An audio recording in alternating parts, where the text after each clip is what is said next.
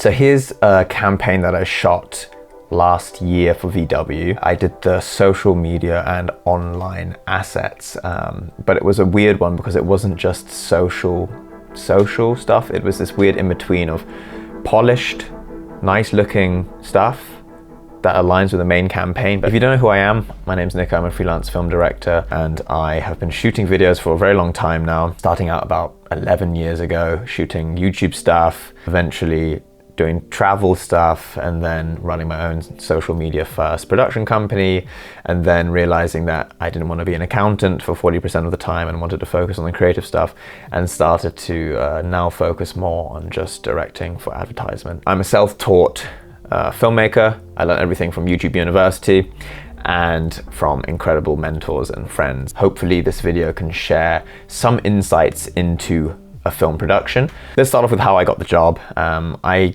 did a job with a friend, and my friend has a Chihuahua, and we met up. I have a Chihuahua, and I was brought onto a shoot by him because he wanted me as the B camera. And yeah, we shot it for Smart and Brabus in Hamburg, and this is when I was living in Germany.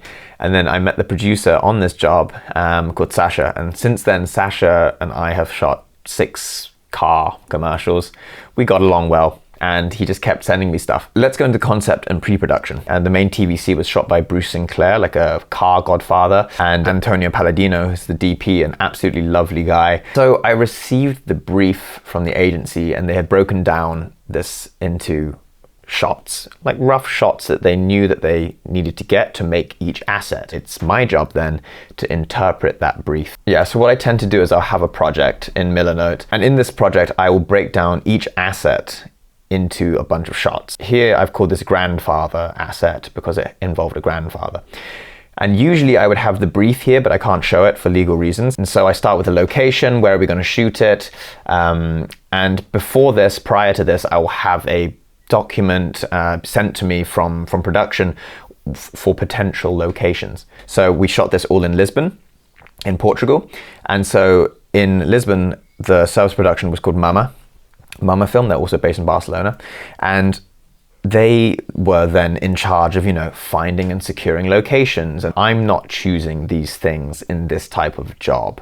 I don't have much say. It's coming to me 90% baked. Like, I am pretty much just executing on the creative vision, which is wonderful also because it's less like decision making for me. That's the first part of the process. The second part is that I then try and interpret and understand what they're trying to say. And then the next point is that I'll get on a call with the agency, and we'll speak about things that were unclear in the brief perhaps, or things that I'm unsure of, or, just sometimes logistical things like, can we even make it happen? And then I'll try and add and enhance certain things to the concept to try and make it perhaps creatively more coherent, or try and just elevate it in some way, shape or form, and give sort of my own input. And then also try and suggest things that might help us save time on the shoot day. So for example, they might say, we shoot the interior light of the car. And it's like, but what color is that light then? I might ask, for example. Then I've gone into frame set and grabbed some frames and then, use them as references. So I kind of know, or can show to the agency, and also to the producer and first AD later on, what kind of shot I'm going for. And also to my DP. I often just put direction, what needs to happen for the shot. And I often have a little key here where I'm just saying these are the priority shots and these are the nice to have. So I know that shot 3C is just not a priority, it's a nice to have if we have time. But I'll put down rough things like how I would shoot it with tripod. Is it moving? Is it handheld? I'll write these things down.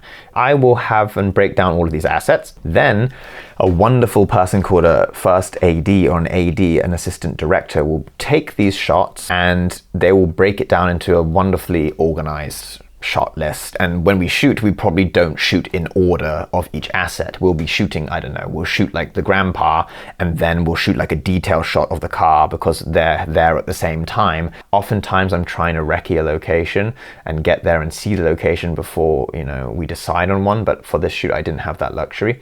It was all kind of decided as I was on a shoot directly before in Prague. So I had to just fly directly from that for Prime Video straight to this one.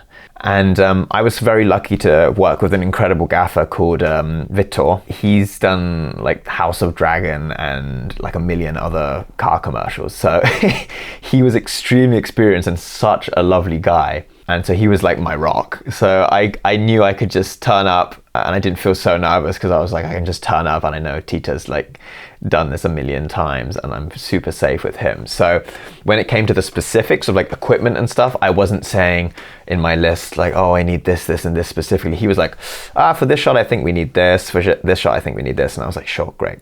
I trust you. I'm not going to go into like crazy specifics. All I needed to make sure was that we had enough diffusion because we were shooting at midday. So some things that I bring to set that go outside of equipment. I always bring AirPods so that I can YouTube tutorial things behind the agency's back.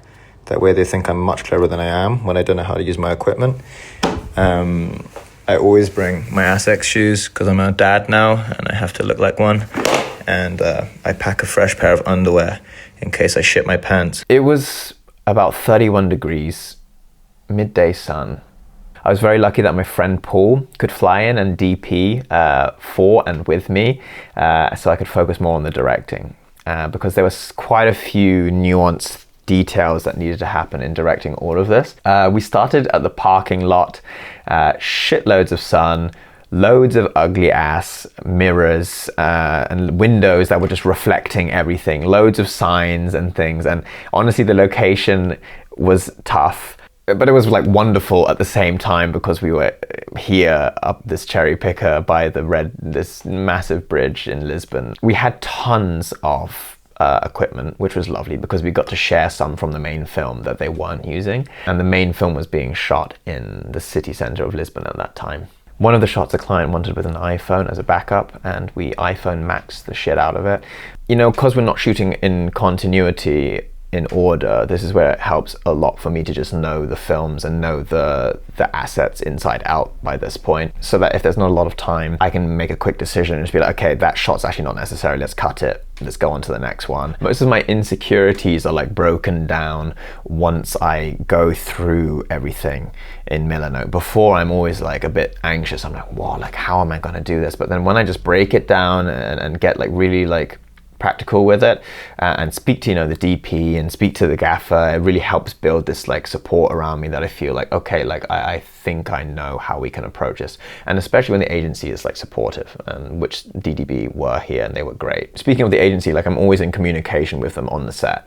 So they're often like bouncing ideas or giving feedback while we're next to each other, and they're filtering everything that's coming from the client down to me. And of course, like on this type of shoot, like we're trying to make something beautiful, but it's also a commercial, you know, we're trying to sell a car. And so like often I'm getting last minute requests to do something, you know, like, hey, can we grab this button with the other hand, like have her pressing the button with another hand just in case. They often need to have options. Yeah, again, this is where it's lovely to have a tight crew around me and to have like good agency with me to say like, hey, this is what the client suggested, do we have time? And then often like the first AD will just be like, no, we don't have time, so that's your answer. Or if I know that it's something quick that we can grab, I'll just say, cool, like let's get the main shots first and then we can grab it if we have a bit of time afterwards. And yeah, and you know, we come into the shoot with a plan, but you know, sometimes that plan is completely thrown out the window because something drastic changes, like a talent turns up late, I don't know. But it's often, you know, plan, and then like I just try and react accordingly when I get these sort of last minute sort of demands or requests. We used the same cherry picker for this one asset, and we had to like wet down the parking lot and shoot it, which was really fun. We had a little generator. We had like 3 racks of Dinos that were just having to combat this harsh as hell sun. So when you shoot inside a car, it gets quite dark even though it's very bright outside, because you're combating this extremely harsh light outside, and then you're trying to like expose their face correctly as well. So this is a bit of a challenge. This is where we just nuked them with the Dinos, the poor talents, like had these lights shining at their face. I felt sorry for them, but they did super well.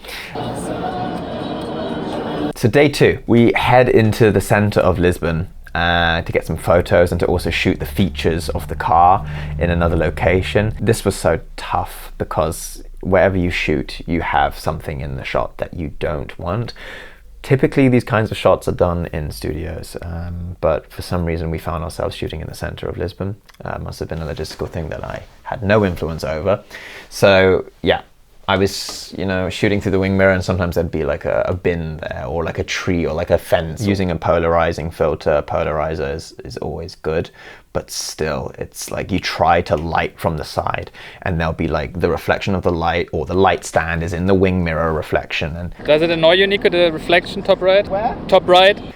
It's complicated. Yeah, and we had a car technician with us, so if there's anything that needed to be done, like there was a really difficult angle to get through the car seat or something, you know, we could remove the seats, or if the door needed to come off, the door would come off. It's really so lovely to have this support. In the end, I ended up shooting parts of the main TVC, which was lovely, but this is for the Portuguese version. For some reason, Portugal couldn't have a shot in there because of some legal reason. I had to pick up some detail shots for the main TVC as well, and the light was dying, and so Antonio was just like, oh, just put a tent over the top of it, shoot some light up at the tent, and then you can open the sunroof, and then you can just it will light ambiently the interior again, because if you light things from the side, it's just in the reflections, or there's like a highlight across the screen, because we're always trying to film the screens. 2 days, 5 hours sleep per night, then a night shoot, which was brutal, and I ended up working with a lovely 82-year-old Portuguese guy called George, who didn't speak a word of English. Yeah, I have shot one other project with the agency and VW since, which I'll be releasing in another video when it comes out. Have a lovely day, guys, and take it easy.